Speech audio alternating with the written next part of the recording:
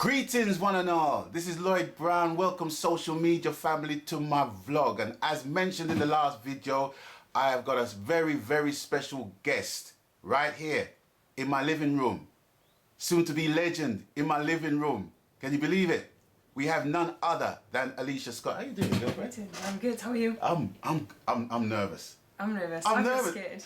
I'm absolutely, listen, I don't get nervous amongst people, do you know what I mean? I don't get nervous amongst my peers, but I honestly feel that this lady has put her career in my hands. That's scary. Yeah? That's scary. It is very scary. But she's holding it down, very calm. She's very calm. It's a front. No, it's not.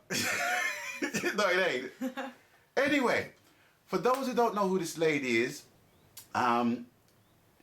she's an up and running, I don't mean up and coming, she's an up and running singer that I came across on YouTube, and I really liked her flow, I liked her vibe, I liked her focus and discipline and application in this business.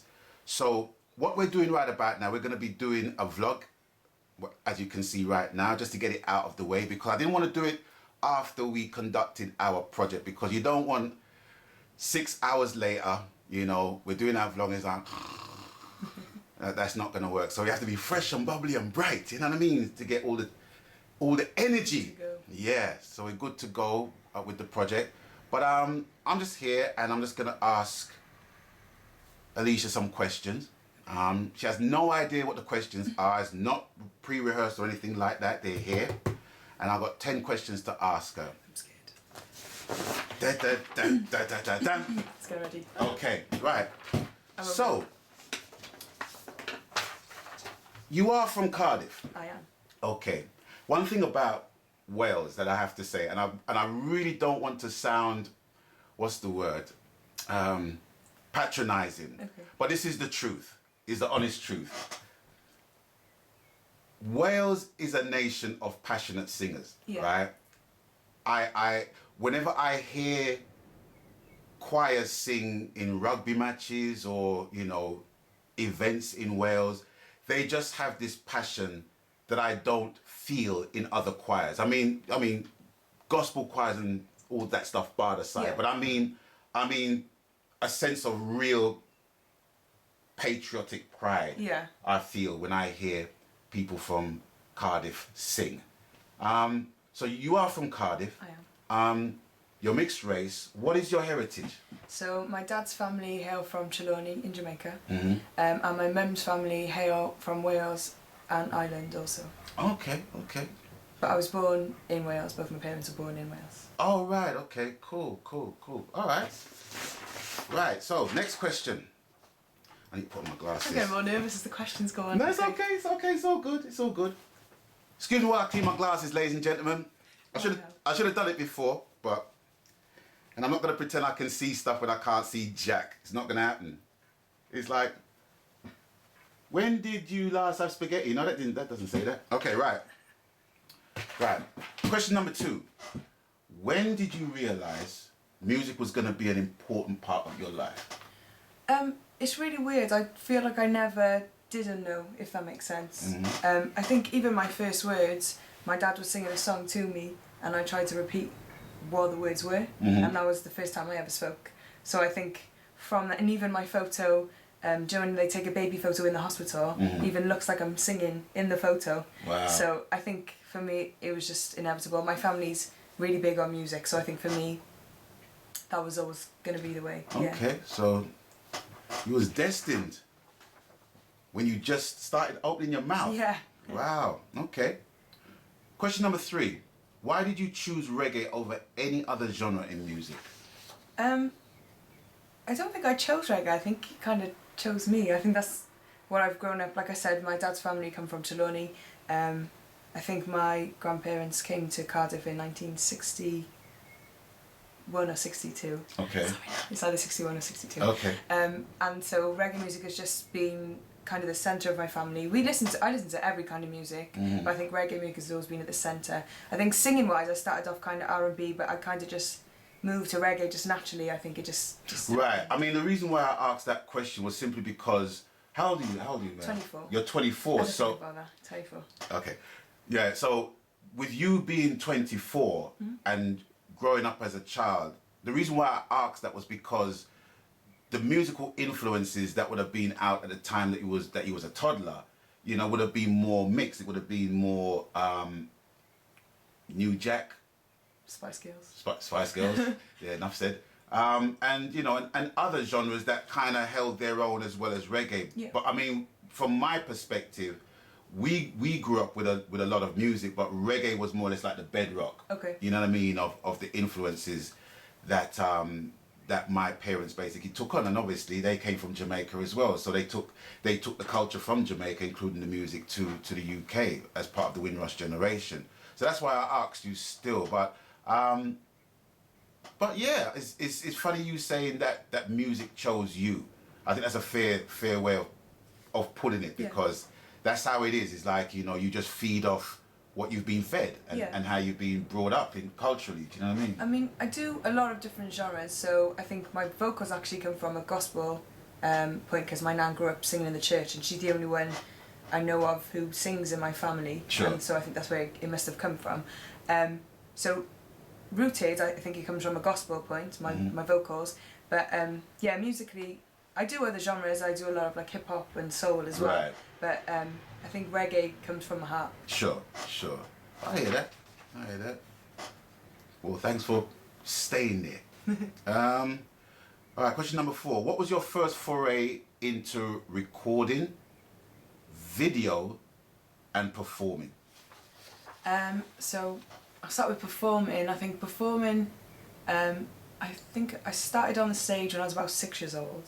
I used to go to a youth club on a Friday. We used to pay £1 to get in, and we just get up and sing as many songs as we wanted, learn dance routines and things like that. And I think that's when I really knew, like, this is what I want to do for the rest of my life, because it just felt different to anything else. So I just knew then, really. Recording, I think I was about a similar age, recording in the same youth club, and then into an actual studio probably I was about 8 years old. I still have the CD. Right. Yeah, about 8 years old, and then just continue from there then. Okay. And I mean, obviously with the video side of it, it just became part and parcel of it. Now, I've got to mention this because my publisher made mention of this when I told him that I was going to be working with you today, and he said, "Aleighcia Scott." I said, "Yeah." "But she's from Cardiff, Wales, right?" I said, "Yeah." "Yeah, that's a good look. That is a good look. That's a good look, ladies and gentlemen." And I said, "What do you mean?" He said, "Well, she entered into, was it Reggae Star Factor?" Yeah. And he said the whole of Wales, in fact, no, the whole of Cardiff came out to support her. I didn't know that. But it struck me when I made mention of the project that we were going to do, and the amount of love that I saw on her page when she shared her post as well. And that was very, very enlightening to see so much love and support for an artist that's just making her way in the industry, as it were, you know? So how well did you do in Reggae Star Factor? So I made it as a finalist, so I came third in a competition. Yeah. It was a good competition. I think I learned a lot throughout the competition. Okay. What did you learn? I learned a lot about the industry, how it works, how different things are put into place behind the scenes as well. I guess I improved on performance because we get to perform every week, so that was good. I did learn a lot through it. Okay, cool. Okay, question number 5. Who were / are your influences growing up? Okay. Lots of people ask me this question. It's really hard because there's just so many different people. Yeah. I think the main few, I would say Whitney Houston, definitely. Erykah Badu, Lauryn Hill. Sanchez was massive for me as well, because I remember listening with my dad to Sanchez all the time. And I think maybe that's where my first love of reggae came from, because I remember listening and just singing along to every single Sanchez song that was available at the time. Yeah, a bit of everything really. Etta James I'm really big on as well. So, I don't want you. That's all I'm gonna do, sorry. Okay. Alright. Yeah. Etta James, that's an amazing talent. And to think what she was going through personally in her life, and was still able to sing with that ferocity. Yeah, I think maybe that's where it came from, the soul, the passion. So it's safe to say that the one artist that vocally inspired you to vocally develop as a vocalist was Sanchez. Yeah, I would say it's a mixture of different stuff, but I remember singing along Sanchez and Erykah Badu, I would say vocally the most. Yeah. Okay, cool. Right. Question number 6. How do you find, and I'm going to use the word fraternity as opposed to the industry, because I believe we don't have an industry. We have a fraternity, but we don't have an industry. That's just me. But how do you find a fraternity as a new up and running female vocalist? As in the business side itself, or support from people as well? The whole thing, the whole shebang. I think I'm really thankful, as you said, with the support from people, because I just do what I love, and it's so mad to think that people want to support what I love, and I'm really thankful for that. So that side of it's really nice. I've met some really lovely people inside the industry, within the reggae fraternity, and I think a lot of people have seen that I am very disciplined, and I just wanna do what I love for the rest of my life. I don't come with a gimmick or any ulterior motives. I'm just me. So I think a lot of people have seen that and think, okay, this girl's serious, she really wants to do this. So I'm thankful for the people I've met along the way. Right.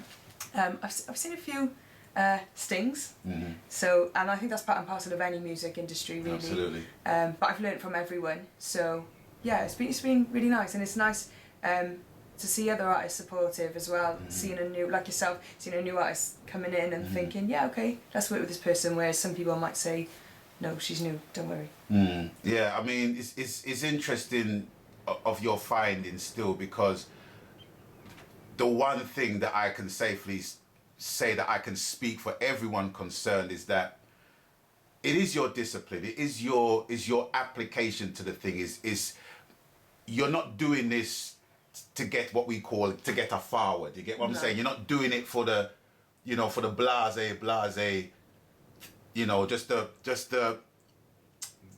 just for the outward gratification. Do you know what I mean? You're doing it because it's a career for you. Yeah. And you're taking care of every aspect of your career. Do you know what I mean? And once you do that from the start, then people will take you seriously.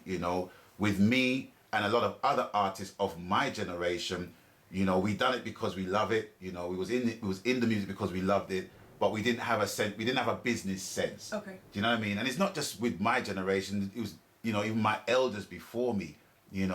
But first and foremost was the love of the music. And in a sense, you kind of have to you sacrifice certain things because of your lack of knowledge of the business. But in this day and age, in this technological day and age, I think it is really, really important to utilize all that you have, because YouTube and Facebook and all the social media stuff, I mean, we didn't have that. We never had that. We just had the sound system. Yeah. You know what I mean? And for us, it was like, that was the barometer of how popular or how bad we were. And even if we were bad, it would, we would have a week or so to fix up and sing better or DJ better in the next dance. You know what I mean? But with you, there is definitely a mission that I see that you are basically trying to fulfill. And yeah, I applaud you for that. You were going to say? Yeah, sorry. No, I was just going to say, as well, I have a good team around me who look after my stuff and kind of keep me on track and help me with things that I need to help with. So that comes with like the business side and things like that. But like you said, I am on a mission. I can see it's just longevity, really. That's all I'm here for. I just want to portray my love of music into the industry. So. Well, you got all the time in the world, because how old was I when I started? I was 19. I was 19 when I actually joined my group, Sweet Distortion, and 2 of the members of the band are in my band now. So that's like 35 years later. Yeah, so it's all good. Okay. Question number 7. Who are you a fan of, either new or established UK artists? You can put me out there. Put me out the equation.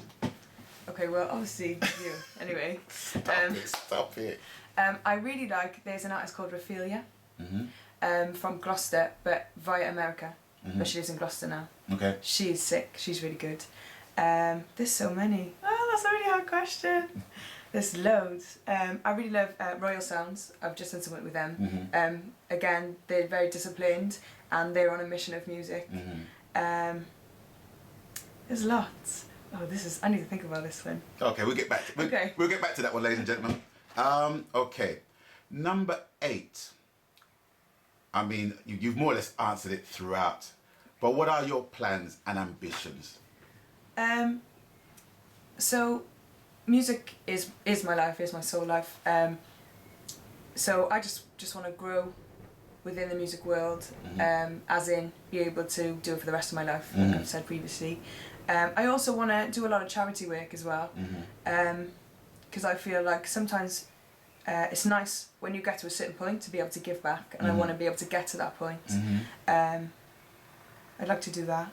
A lot of school-based charity projects I'd like to do. Okay. Still involved in music, like with workshops and things like that. Workshops, also supplying like new school books, new resources. Okay. Both in the UK and in Jamaica. I'd like to do that. All over the world really, but I'd like to start with UK and Jamaica, and then hopefully that could grow. Yeah, I just want to give back, especially to young people, because I know how it felt to be a young person, wanting to do more, and sometimes the resources are not always available. Right. So like studio sessions and workshops for children, different programs for maybe people who are leaving school and can't find jobs and things like that, and finding what it is they would really love to do. But yeah, so musically I'd love to just grow and grow and grow and just be able to do it for the rest of my life. Yeah. And also towards maybe the end of my career, hopefully that's a very long time away, maybe more the business side of stuff to help other people with that kind of stuff. Okay, well, you got a plan. It's a large plan. Yeah. It's a big plan. It's a long plan. Question number 9. Where can peeps purchase your music, and where can peeps link you on social media?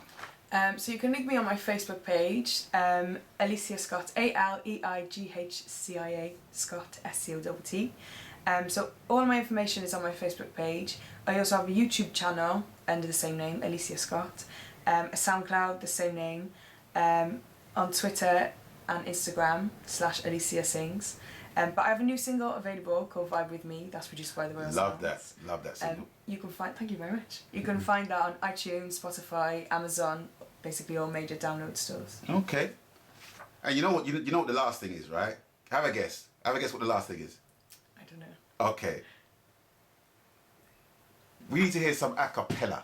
Okay. We need to hear off the cuff a cappella Aleighcia Scott doing her thing. Don't you agree, ladies and gentlemen, boys and girls, brothers and sisters? Okay. Hit it. Okay. Baby, won't you stay and love me a little bit longer? I've been needing you all day. 'Cause when you left me, my heart grew a little bit fonder. So baby, won't you please just stay? Stop. We don't want to give you any more. That's just enough for you to know that is a part of her single, Vibe With Me, right? Yes. Vibe With Me, which is available in iTunes, produced by Royal Sounds. Big up Royal Sounds, you're doing a wonderful job. And yeah, just support Aleighcia in what she, well, I don't even need to even tell you to support, because it's like the whole of Wales is already started. So all you got to do is just follow what the whole of Wales is doing, basically, you know. So I would like to thank you so much for taking the journey and working with me, us vibing on this new project that we're going to be doing. And I'm going to say this for the record, right? I'm going to say this for the record. Aleighcia doesn't even know this, right? But I'm going to let you know live that the track that I'm going to be working on with Aleighcia, I'm going to give to her to put on her album as well. Okay. Wow, didn't know that. Well, you know that now, don't ya? So yeah, so I'm gonna give you the track as well, so you can basically promote or utilize for your album. Thank you. You're more than welcome. More than welcome. I got a lot of time for ambitious people, and music is music, and wherever the music can go, let it go and find its rightful people. I just want some of your fans. That's all. So big up the Cardiff Massive, man. You know you're on a good thing when you're supporting a wonderful artist like Aleighcia Scott. Aleighcia, thank you so much. Thank you. And you know the tagline, right? How I end my videos. Yes. Okay, what is it?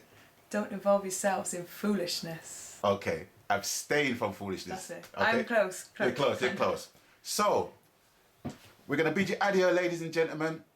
And as always, you done know the coup. Abstain from foolishness wherever possible. And until we catch you on the next one, we're gone. Blessing.